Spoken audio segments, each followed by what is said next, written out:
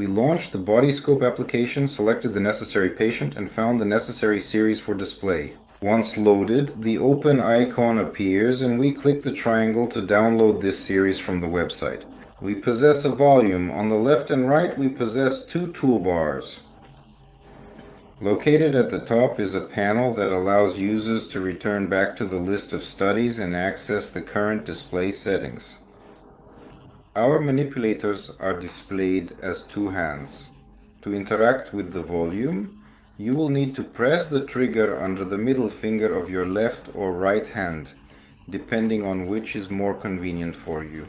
I pull the trigger, firmly grasping the handle, and have the capability to manipulate it in any required direction or orientation as needed. In order to display in volume, you need to select the volume rendering button from the available options. After that, the volume is already displayed as some part of the body, depending on what was scanned. You have the option to modify it, with its geometric position being displayed. This can be done by simultaneously pressing two triggers on both hands, stretching and reducing. As a result, it will increase or decrease accordingly. Volume in case you need to zoom. To achieve optimal transparency of this volume, we use either a 2D panel with a dot on the right side of the screen, or hold down a button on the manipulator itself with the right or left hand and change the width and level of the window for optimal display of various structures depending on your interests by waving your hand up, down, left, and right. This allows you to adjust the volume, zoom in, and explore different structures with ease and precision. On the right side, in addition to the 2D window for width and level, there is an extra library of presets, which are pre-installed parameters used for displaying different structures and provide a convenient way to quickly access and apply predefined settings for various visualizations. There's a lot here. For convenience, they're labeled as CT or MR based on the modality. And you keep selecting based on the caption, depending on what you want to emphasize, showcase more effectively. This is either bones or muscles or blood vessels, adipose tissue, lungs, projections of maximum intensity, and so on. Here we have the abdominal cavity and small pelvis, CT scan in arterial phase. Hence, in my view, these two presets are most suitable for these purposes. This is a muscle preset. That is transitioning from the outer layer inward. The skin appears white, progressing to transparency, revealing orange muscles underneath. Muscles transparent, orange artery, and kidneys visible. Bones displayed in white coloration, showcasing their structure. Adjusting transparency level of window. And we can engage with what is contained within this volume, evaluate the anatomy of vessels, organs, and so forth. The second preset, which in my opinion fits well here, is initially a preset for the pulmonary arteries. He is suitable and in principle for all other body angiography. He is more contrasting. Apparently it's not orange here, but such bright pink. And as we go inside the volume, our bones are also white, but you can see vessels ranging from red to orange, while the kidneys are yellow. That is, it has a gradation of colors depending on the concentration of the contrast agent or its accumulation in organs and tissues.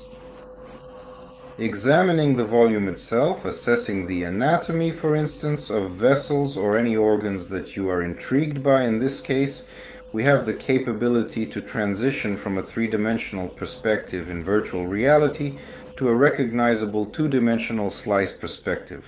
To accomplish this, you must remove the volume rendering button, causing the volume to appear black. And after that, select the slicer tool. It is at the top in the form of such a frame. It allows you to slice this volume and display the necessary structures, slice by slice, at the desired level. I can move using the joystick on the manipulator forward or backward, which is convenient in case you need a symmetrical display of structures. Alternatively, I can take it in my hand in the same way and manipulate the slicer frame and the volume itself and interact with them simultaneously, while rotating the volume, achieving the necessary reconstruction for me. Here the volume is a little too large. I will decrease it now to make it easier to manipulate. Here I moved it to the axial plane and can quickly walk through the sections without being distracted to the left and right, just as well as on the manipulator while selecting the required width and level of the window. Here the window has now become soft tissue, and it is convenient to evaluate the organs of the abdominal cavity. I'll increase the volume, it'll be more convenient, and now in the usual form we can walk in the axial section, examine the organs of the abdominal cavity. With a single turn in literally just 1 second, I am able to return back to the coronal plane. Alternatively, if I desire, I can rotate this volume and obtain a sagittal reconstruction at this location. The main thing is that the data you are working with is initially scanned with an azeotropic or near azeotropic voxel structure. In this case, it is crucial that the reconstruction does not alter its image plane, meaning that it was initially scanned in axial, then rotated to coronal, and finally rotated again to sagittal while maintaining the same high quality and visually appealing results. Well, accordingly, we change the width and level of the window as we go along. Here I am already at the space window and can calmly assess the spine for any injuries or ribs. I possess the capability to revert back into the axial plane.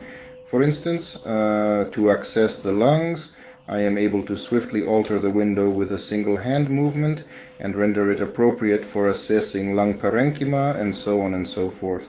The same principle applies to each and every other organ and tissue, as well as all modalities and types of research, without any exceptions.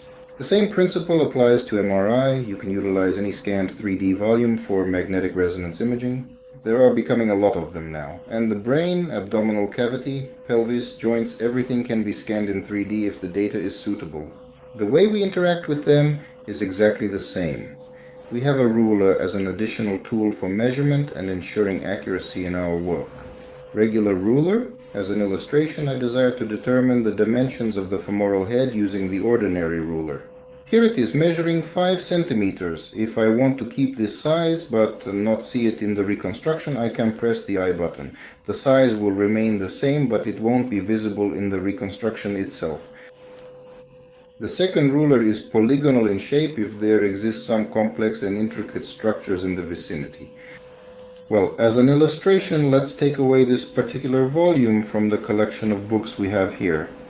Okay, let's depart from the dimension, but let's measure the length of the bone in multiple locations simultaneously, the total length at the same time. In order to calculate the area accurately and precisely, let's assume that we need it, although very unlikely, it is important to consider nevertheless. 34 centimeters. This volume is also preserved here. If you don't want to see the measurements, we simply disable them. The third tool that is available is a lamp. She emphasizes the volume for us in the event of volumetric rendering. Let us establish a more appropriate width and level of transparency for the window. The lamp lights up the level we desire. You have the ability to interact with her in the same manner and fashion. Let me deactivate the slicer for convenience and grasp the volume with one hand, and the lamp accordingly with the other hand. You see, the shadow falls in a different way to emphasize something needed. Plot, you have the ability to utilize this lamp. Everything is quite simple and very user-friendly. It will be easy to master with just a few buttons on the manipulators. Even a school child will have no difficulty operating it and understanding its functions. I believe it will require approximately 10 to 15 minutes of gameplay. With this app, numerous tools are mastered very rapidly, just rapidly without any delay. And it's convenient. What else do we have here at the top? In the top panel is this. It is located in the top panel. The button is used to return to the main menu and select the volume you want to work with. It allows you to choose the desired volume for your tasks. Further, here is zoom. It is not possible to use zoom with your hands. Install it effortlessly with a single click in this menu by choosing the designated option. Or here is 50%, 100% and so on, or you can return to the position and size, and then the settings are available for you to choose. You can adjust the level of detail depending on your preferences and requirements. depending on whether you work directly in glasses or if you connect through Oculus Link and use a computer. The decision to choose low, medium, or high reconstruction parameters may depend on the computational capabilities of your computer system. The standard is medium. With a powerful video card, you can go to high. You will see more detail in the pictures. Well, there is also the volume rendering option, which switch now, not later. The menu, and specifically a separate button, can be found in the left toolbar of the application. That is essentially all I wanted to mention regarding the presets for today. For magnetic resonance images and certain types of computed tomography, I have a preference for black and white filters. For MR, the library is a bit more modest. What for CT? This filter is my favorite among the presets for magnetic resonance imaging. Typical monochrome?